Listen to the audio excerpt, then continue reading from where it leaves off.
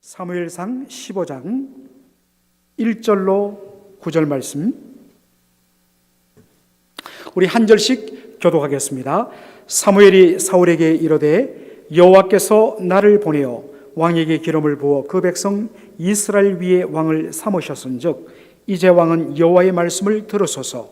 만군의 여호와께서 이같이 말씀하시기를 아말렉이 이스라엘에게 행한 일 곧 애굽에서 나올 때에 길에서 대적한 일을 내가 추억하노니 지금 가서 아말렉을 쳐서 그들의 모든 소유를 남기지 말고 진멸하되 남녀와 소아와 젖먹는 아이와 우양과 약대와 나귀를 죽이라 하셨나이다.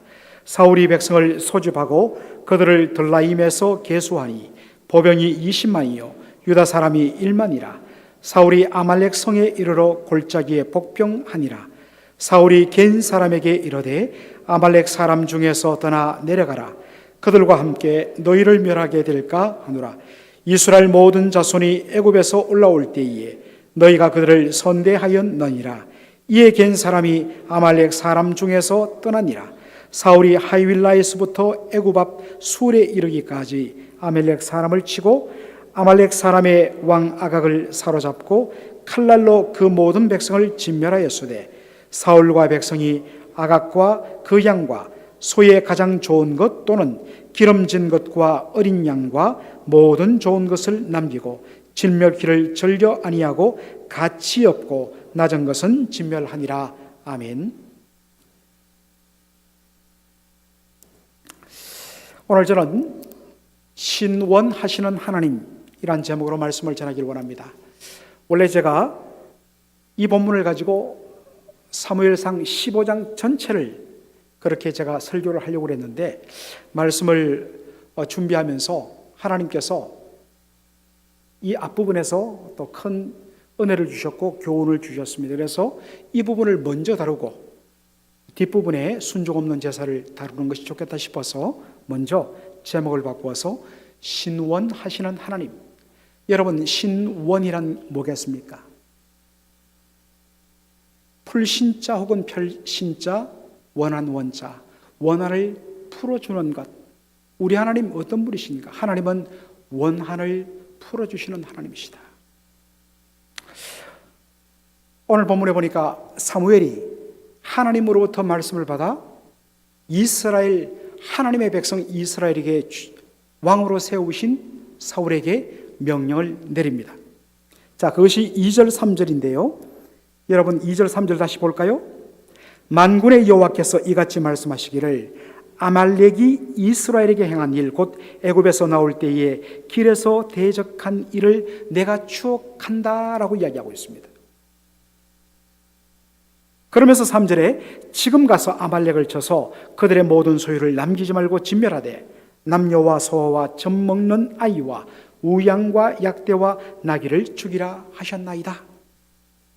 아말렉을 쳐서 진멸, 이것을 히브리어로 하렘이라고 그러는데 남김없이 지면 위에 호흡 있는 것은 남기지 말고 그것이 사람이든 짐승이든 남김없이 싹 다 멸하라고 명령을 하셨습니다. 왜 하나님께서 아말렉에 대해서 진멸을 명하시느냐? 그것은 그들이 출애굽한 이스라엘 백성들에게 대적했기 때문이라 말씀하고 있습니다. 자, 이것을 우리가 조금 더 구체적으로 살피기 위해서 여러분들 신명기 우리가 25장으로 한번 여러분 돌아가시기 바랍니다. 자, 신명기 25장. 주일에는 저희들이 시간이 너무 빠듯하다 보니까 구절들을 다 이렇게 서비스를 하는데 사실 그렇게 하면 말씀을 잘 볼 기회가 없고 말씀에 집중을 잘 안 하게 됩니다. 자, 신명기 25장 299페이지, 300페이지 어간에 있습니다. 신명기 25장 17절로 18절 우리 두 구절 한번 찾아보죠. 이 신명기 25장 17절로 18절의 말씀은 사실 출애굽기 17장에 있는 말씀과 같이 궤를 합니다. 자, 다 같이 한번 17절 18절 읽겠습니다. 너희가 애굽에서 나오는 길에 아말렉이 내게 행한 일을 기억하라. 곧 그들이 하나님을 두려워하지 아니하고 너를 길에서 만나 너의 피곤함을 타서 내 뒤에 떨어진 약한 자를 찾느니라. 왜 아말렉을 쳐야 되는가, 진멸해야 되는가, 그 이유를 이야기하고 있습니다. 이스라엘 백성들이 출애굽해갖고 홍해를 건너 이제 막 광야로 들어와서 어디가 어디인지 모르고 몸도 지치고 곤하고 두려움에 떨고 있는 피곤에 지친 그들 뒤를 이 아말렉 군대가 쳤다는 것입니다. 이것을 하나님께서 기억하신다고 말씀하십니다. 자, 여러분들, 그때 장면을 우리가 잠시 볼 필요가 있는데, 출애굽기 17장에 보면 피곤에 지친 광야에 막 들어선 이스라엘 백성들을 아말렉이 기습적으로 공격합니다. 그래서 지친 사람들부터 쳐서 죽이기 시작합니다. 바로 이때 여호수아가 나가서 아말렉을 맞아 싸우죠. 그때 모세가 어떻게 합니까? 모세가 높은 산으로 올라가서 하늘을 향해 두 손을 듭니다. 모세가 손을 들 때는 여호수아가 아말렉 군대를 이겼는데, 오랫동안 팔을 들다 보니까 팔이 아파서 팔을 내리면 아말렉이 이기는 것입니다.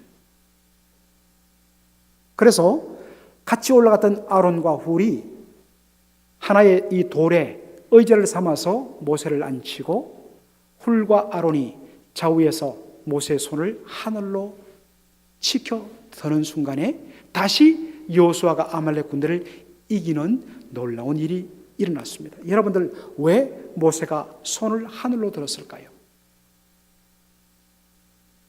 특별히 여러분들, 이 출애굽기 17장에 나오는 모세가 손을 들었다 하는 이 들었다는 말의 원어적인 의미를 어느 학자가 이렇게 이야기했습니다. 보좌에 손을 닿다라는 의미라고 그렇게 해석을 했습니다.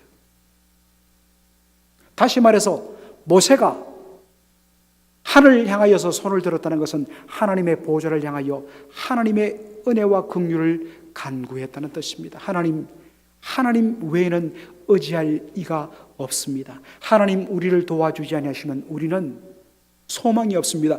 여기서 출애굽해갖고 이제 홍해를 건너서 막 약속의 땅을 향하여서 이 광야를 통과하는 이 시점에서 우리는 죽고맙니다. 하나님, 의지할 이 하나님밖에 없습니다. 하나님 긍휼히 여겨주세요.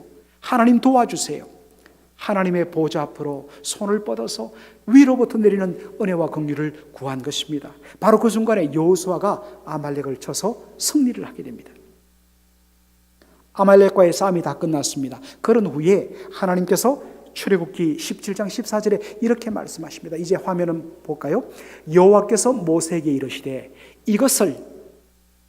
이 사건을 책에 기록하여 기념하게 하고, 여러분들, 이 기념이란 것은 우리가 어디 가서 관광품을 사서 내 어디에 다녀왔다 기념하는 그런 것이 아니라 정확하게 번역하면 remember입니다. 기억하게 하는 것입니다. 제가 영어 번역을 사용한 것이 NLT, 아주 최신의 쉽게 번역한 영어 번역인데, 거기에 보면 permanent reminder, permanent, 영원한 reminder, 기억이 되도록, 절대로 잊어서는 안 되는 기억이 되도록 하기 위해서 스크롤, 바로 두루마리, 양피지 두루마리에 이것을 반드시 기록해라.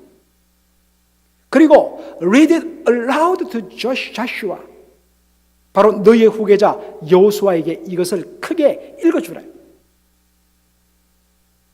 내가 너희를 공격한 이 아말렉을 반드시 내가 기억하여서 이 땅에서 다시는 기억됨이 없도록 내가 완전히 치워버리겠다, 하나님이 말씀하신 것입니다. 그리고 이 하나님의 말씀이 드디어 언제 이루어지는가? 바로 사울 왕을 통하여서 성취되는 것입니다. 자, 여러분들, 여기서 우리가 주목해야 할 포인트가 있습니다. 여러분들, 이스라엘 백성들이 출애굽해갖고 홍해를 건너서 광야로 막 들어가서 그때 아말렉의 공격을 받았던 것은 같은 해에 이루어졌습니다. 여러분, 출애굽이 언제 일어났을까요? 성경을 하나님의 영감된 말씀으로 믿지 아니하는 아주 진보적이고 자유주의인 신학자들은 그 연대를 낮춰봅니다만은, 우리는 성경에 나타난 그 사건들을 꼼꼼히 따져서 추적한 결과 대부분의 보수적이고 하나님의 진리의 말씀을 믿는 학자들은 주전 1446년에 출애굽이 일어났다고 그렇게 봅니다. 자, 여러분들, 사울 왕이 왕 위에 오른 것은 언제일까요? 사울은 주전 1050년에 왕 위에 올랐습니다.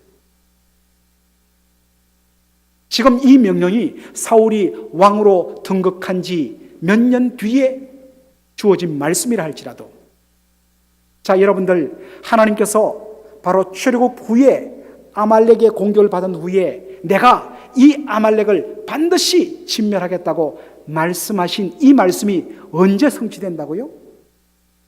1446년에 주신 이 말씀이 언제 성취된다고요? 주전 1050년 후에 이루어집니다. 대략 400년 후에 하나님께서 말씀하신, 맹세하신 이 말씀이 성취된다는 것입니다. 여러분, 400년이라는 시간 얼마나 긴 시간입니까?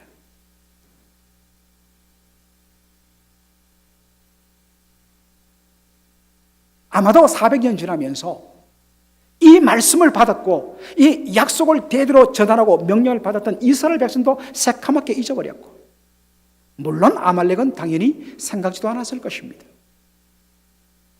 그러나 하나님은 당신이 하신 말씀에 대하여서 한 번도 잊어본 적 없고, 때를 기다리셨다가 때가 찼을 때에 하나님께서 드디어 이 말씀을 꺼내내시고 때가 되었다, 이제 내가 400년 전에 말했던 그대로 아말렉을 진멸해라.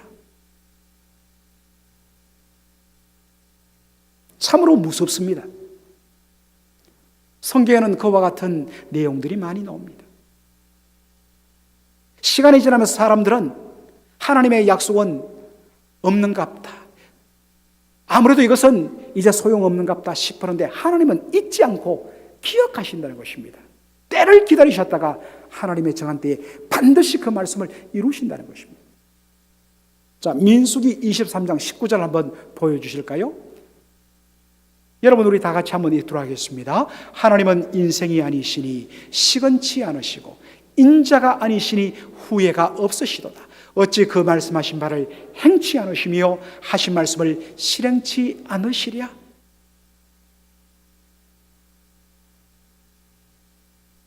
우리가 사람에게 어떤 약속을 합니다. 반드시 지키고 싶어요.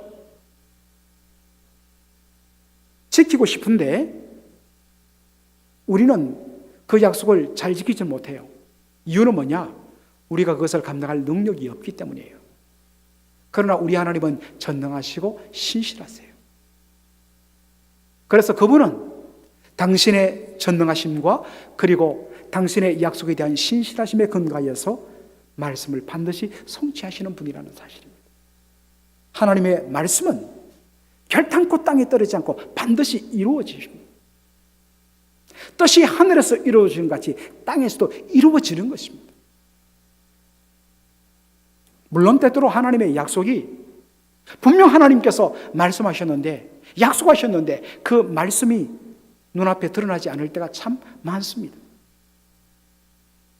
하나님은 의로우신 하나님이고 하나님은 죄악에 대해서 반드시 공의로 심판하신다고 그랬는데, 시간이 지날수록 하나님의 공의는 보이지 않고 불의가 기승하는, 악이, 거짓이 승리를 하는 이 말도 안 되는 일들이 현실이 되는, 그리고 이것이 점차 시간이 지나면 어느 순간을 넘어버리면 처음에는 믿음으로 살려고 몸부림치고 말씀대로 살려고 몸부림치고 하나님 말씀에 대하여서 붙들고 씨름하던 수많은 성도들이 그때부터 하나씩 둘씩 무너집니다. 내가 이 말씀 붙들고 이렇게 기도하고 이 말씀 붙들고 이렇게 살았는데 하나님의 말씀은 이루어지지 않더라고요. 저 봐라, 불의가 더 기승을 부리고 거짓이 이기고 있지 않느냐. 오히려 어렵게 믿음으로 하나님 약속 붙들고 하나님 바라보며 살아가는 성도는 오히려 눈물 흘리고 고통스러워하고 있지 않느냐. 그래서 그 순간부터 기도를 포기하기 시작합니다. 신앙생활하지만 그저 겉돌아 버립니다. 굳이 내가 뭐 이렇게 정직하게 치열하게 말씀 중심으로 살 필요가 어디 있는가. 그래서 종교생활은 할지라도 믿음으로 사는 생활을 포기해버립니다. 바로 이러한 현실에 대해서 누가복음 18장에 우리 주님이 주신 바로 비유가 불의한 재판관의 비유입니다. 제가 한번 설명한 적이 있죠. 어느 한 마을에 불의한 재판관이 있었는데 그 사람은 하나님을 두려워하지 않습니다. 하나님을 두려워하지 않고 불의하니까 여러분들 그 당시 가장 불쌍하고 가장 처량한 존재가 고아와 과부인데 과부의 억울함을 들어주겠습니까? 더군다나 그 당시 가장 가난한 사람의 대명사가 과부인데 뭔가 그래도 받을 구석이 있어야지 그래도 들어주는데 돈은 없고 뇌물은 넘으면서 자꾸만 억울함을 도와달라고 귀찮아하니까 하나님을 두려워하지 않고 불의한 재판관이 들어주겠습니까? 내치죠. 그런데 그 다음 날부터 날마다 이 가난한 과부가 자기의 억울함을 풀어달라고 그렇게 호소하고 쫓겨나면 또 와서 호소하고 쫓겨나면 또 호소하니까 나중에 재판관이 뭐라고 이야기합니까? 솔직히 나 불의하다. 나 뇌물 받으면 그것으로 움직이는 사람이다. 하나님을 두려워하지 않는다. 그런데 이 과부가 나를 너무나 귀찮게 하니까 너무나 성가시게 하니까 괴롭히니까 내가 견딜 수가 없어서 이 과부의 억울함을 덜어준다. 한번 내한테 꺼내봐라 해서 돈 떼인 것 그것을 풀어주면서 해결해 줬다는 말씀을 합니다. 그러면서 예수님 결론이 무엇입니까? 하나님을 두려워하지 않는 불의한 재판관도 자기가 괴로움 당하는 것이 싫어서 가난한 과부의 억울함을 들어줄진데 하물며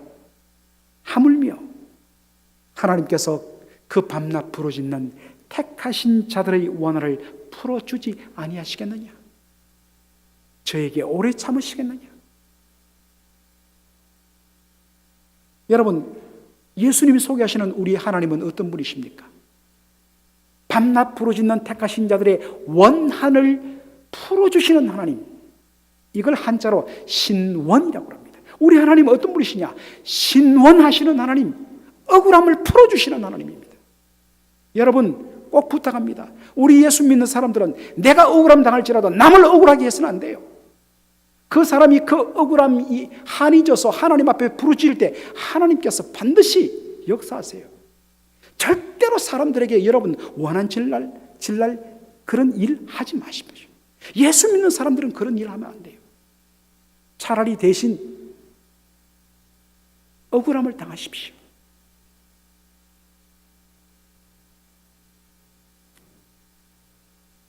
하나님이 밤낮 부르짖는 택하신 자들의 원한을 풀어주지 아니하시겠느냐? 오래 참으시겠느냐? 그러므로 예수님 다시 누가복음 18장 1절의 시작을 이렇게 말합니다. 항상 기도하고 낭망치 말아야 한다. 하나님 살아계신다. 그분은 신실하시다.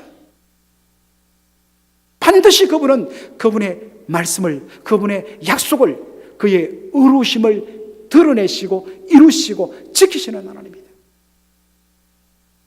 때로 내 타임, 내가 생각한 그 시간에 안 맞다고 해갖고 하나님 말씀 틀렸다, 하나님 어디 계시느냐, 그렇게 말해서는 안 된다는 것입니다. 우리 인생이 약하기 때문에 우리는 그럴 수밖에 없어요. 그러나 다시 한 번 더 오늘 바로 이런 말씀이 필요한 거죠. 와, 하나님 대단하시다. 이제는 누구도 기억지 않는 400년 전에 하신 말씀을 한 번도 잊어본 적 없으시고 탁 새기시고 기억하셨다가 때가 참에 하나님께서 하나님의 백성을 공격한 아말렉에 대해서 심판하시는 하나님. 이런 말씀을 볼 때마다 우리가 다시 한 번 더 낙심하며 지쳤던 무릎을 이렇게 세우고 살아 계신 하나님, 신실하신 하나님, 그분의 약속 말씀 붙들고 다시 한 번 더 기도하는 것이죠. 이게 성도입니다. 이게 하나님이 찾으시는 믿음이란 것입니다. 그러므로 그때나 지금이나 구약이나 신약이나 동일한 성도의 삶은 뭐냐? 오직 의인은 믿음으로 말미암아 살리라. 무슨 믿음입니까? 우리 하나님 살아계시며 그분은 당신의 약속에 신실하신 하나님이시다. 그것을 믿는 사람이 뭡니까? 하나님 앞에 의인이란 것입니다. 의인이 누굽니까? 의롭게 행동한 사람이 의인이 아니라 구원받은 하나님의 백성이란 것입니다. 구원받은 하나님의 백성은 처음부터 끝까지 하나님, 그분의 신실하심에 대하여 붙들고 믿음으로 살아가는 사람입니다. 분명 우리는 믿음으로 말미암아 구원받았어요. 그런데 왜 믿음으로 말미암아 구원받았을 때 가졌던 그 놀라운 감격, 주님이 나와 함께 하시고 내 곁에 계시고 나를 도우시며 언제나 나를 주장하시는 그 하나님이란 그 감격, 그것 때문에 우리가 구원의 감격과 확신이 얼마나 축복인지를 우리가 경험하고 뛰었는데, 오늘 우리가 하나님을 믿는다면서도 그러한 구원의 감격, 그런 하나님의 임마누엘의 감격 어디 갔습니까? 그것은 무엇입니까?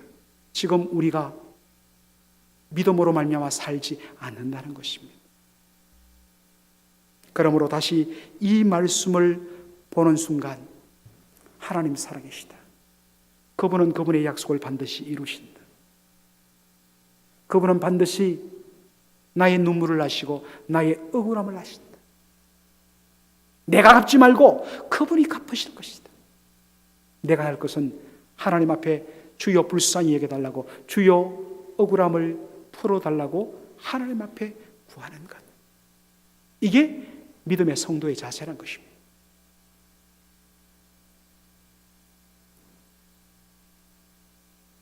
여러분들 보통 복수하면, 이 동양권에서는 복수 문화가 굉장하죠. 보통의 복수 문화의 상징적인 어떤 고사성어가 무엇입니까? 와신 상담이죠. 와신이라는 것은 누울 와자의 신자라는 것은 바로 이게 섭입니다. 섭신자, 땔감을 묶어놓은 땔감 덩어리입니다. 그러니까 얼마나 그 삐죽삐죽하게 태어났겠습니까? 섭 위에 누워 자고, 그리고 상담, 응담, 썰개를 맛본다는 말입니다. 여러분 이 이야기를 잘 아실 거예요. 월나라 왕 구청과 오나라 협려왕 간의 전쟁에서 오나라 협려왕이 죽임당하죠. 그의 태자도 죽습니다. 그래서 둘째 아들인 오나라의 부차가 왕위를 이어받는데, 그 아버지의 원한에 대해서 그가 잊지 않기 위해서 편안한 궁궐을 놔두고 그가 땔감 덩어리, 산에서 해온 땔감 덩어리, 거기에 가시도 있고 삐죽삐죽 튀어나온 나무 조각도 있는데 그 위에 누워 자는 겁니다. 그러면서 날마다 부차야, 잊으면 안 돼. 아버지의 억울한 죽음을 잊으면 안 돼. 그렇게 수년간 칼을 갑니다. 그리고 드디어 전쟁에서 바로 월나라의 구천을 생포합니다. 그래서 그 구천을 어떻게 하느냐? 죽이는 것보다 더 모욕을 주기 위해서 구천의 머리를 빡빡 깎아버립니다. 그리고 그 왕비의 머리도 빡빡 깎아갖고 바로 이 구천이 전쟁에서 죽인 자기 아버지 협려왕의 묘지기를 삼습니다. 얼마나 치욕입니까?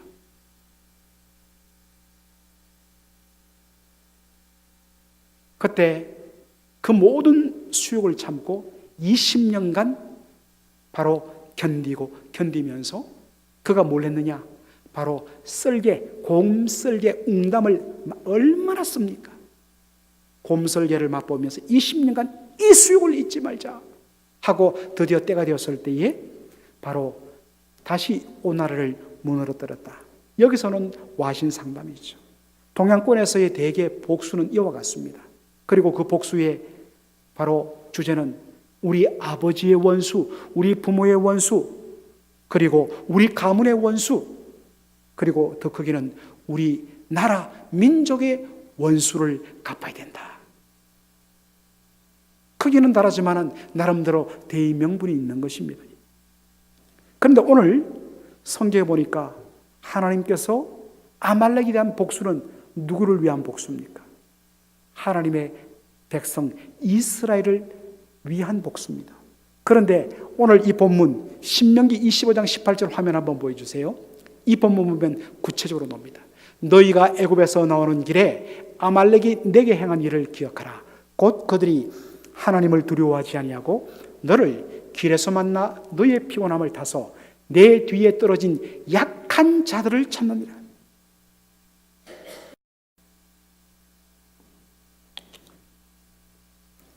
여러분, 모세가 표현한 것을 잘 보십시오.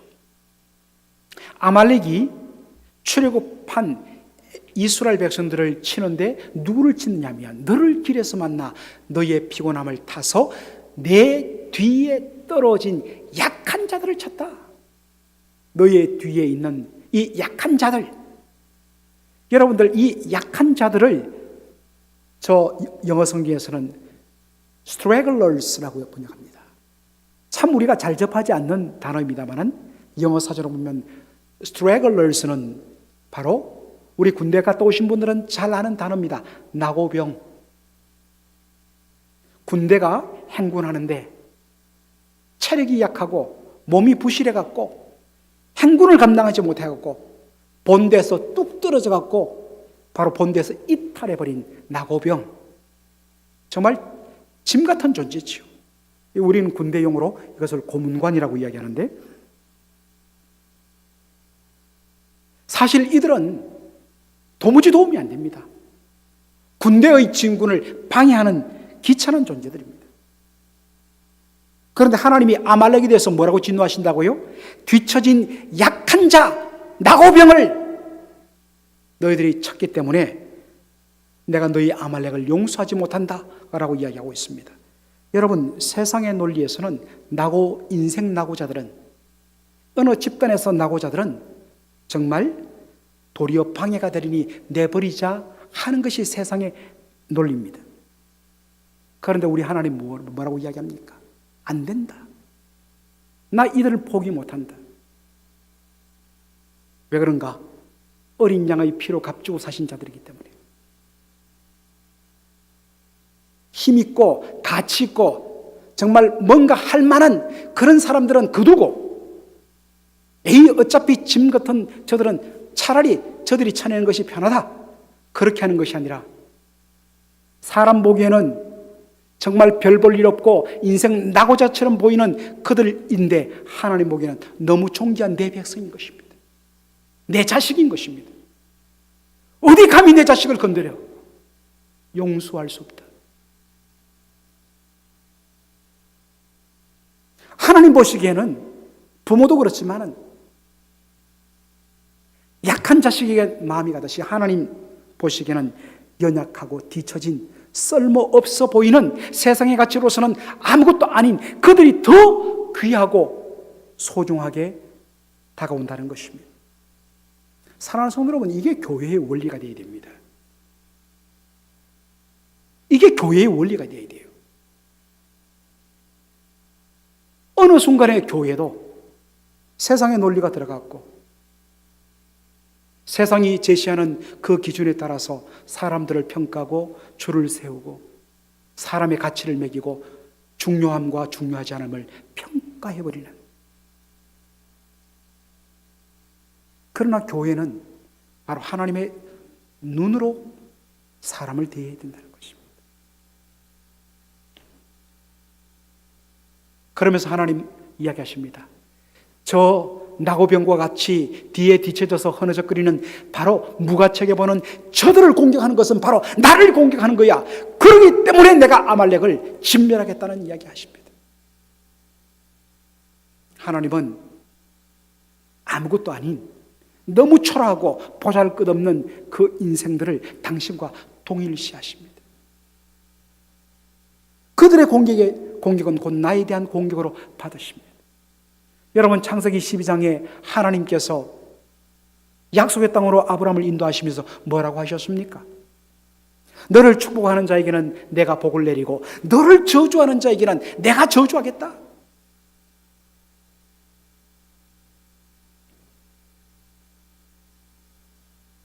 하나님의 백성 아브라함을 축복하는 것은 하나님 당신에 대한 축복으로 여기시기 때문입니다.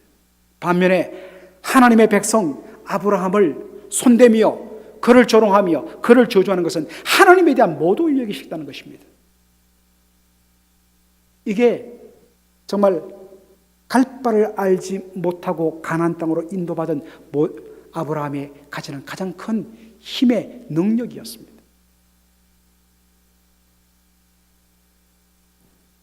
예수님께서, 부활하신 예수님께서 다메섹 도상으로 예수 믿는 자들을 체포하기 위해서 혈안이 되어서 올라가는 사울 앞에 나타나서 뭐라고 이야기하십니까? 사울아 사울아, 어찌하여 네가 나를 핍박하느냐? 나는 네가 핍박하는 예수라.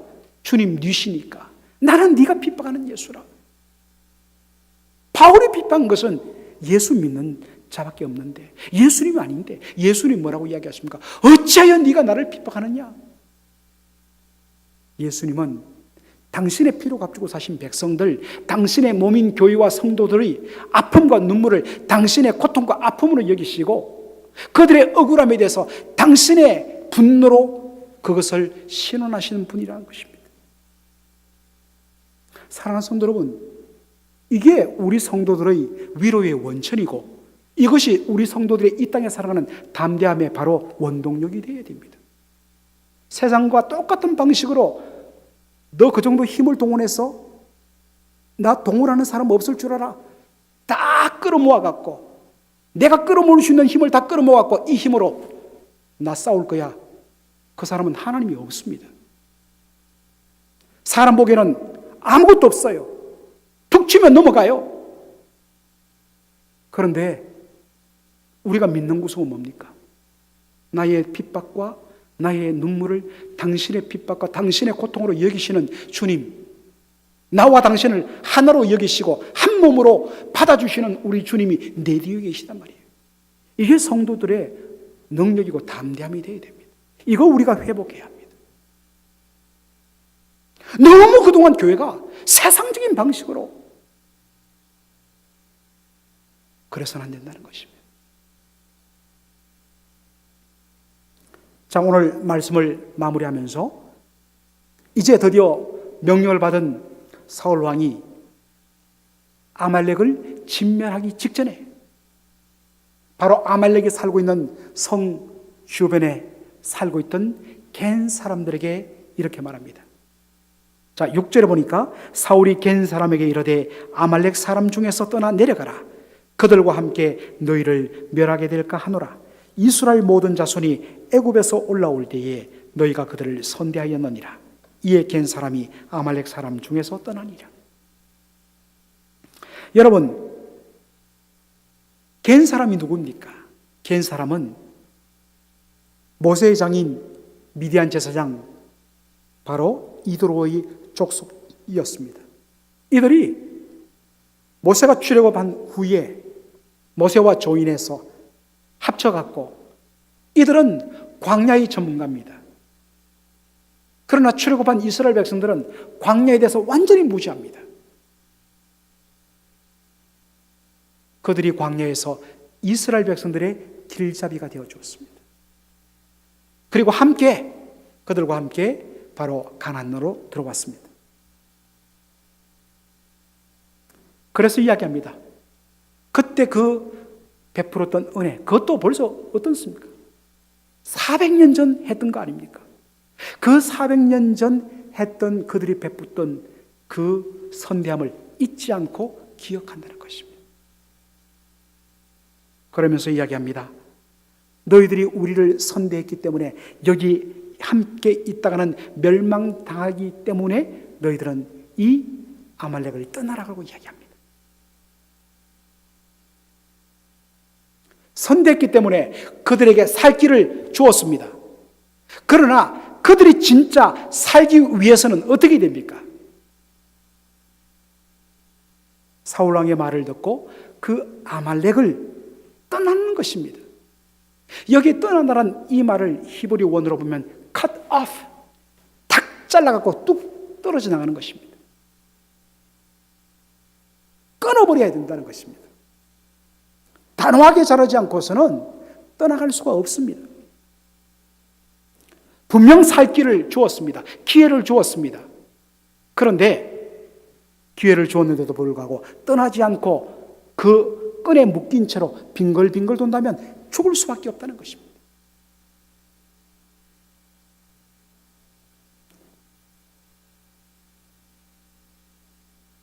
여러분, 죽음 옆에 있으면 같이 죽을 수밖에 없어요.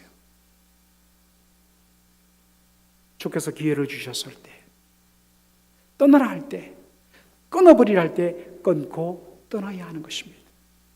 사랑하는 성도 여러분, 지금 하나님이 미워하시는 아말렉, 그 아말렉과 여러분 함께하고 있지 않습니까? 그것과 함께 있으면 반드시 심판나고 멸망나고 죽는데도 불구하고 여러분 그 아말렉과, 그것이 사람이든 그것이 여러분이 갖고 있는 환경이든 그것이 그 어떠한 외적인 어떠한 사물이든 죽음의 자리에 여러분 함께 있지는 않습니까? 잘라야 합니다. 떠나야 합니다. 뒤돌아봐서는 안 됩니다. 그래야만 살 수가 있습니다. 오늘 이 말씀을 우리가 보면서 오늘 이 밤에 주여 나로 하여금 내 심령에 바로 죽음의 냄새를 피우는 아말렉, 그것이 무엇인가 주여 보는 눈이 열리게 하여 주시고, 주여 정말 피 흘릴까지 싸움이 아니 줄 끊고 무조건 거기서 벗어나는 제가 되게 하여 주옵소서. 머뭇머뭇거리지 말게 하여 주옵소서. 주 앞에 기도하는 저와 여러분 되기를 주의 이름으로 축원합니다. 아멘.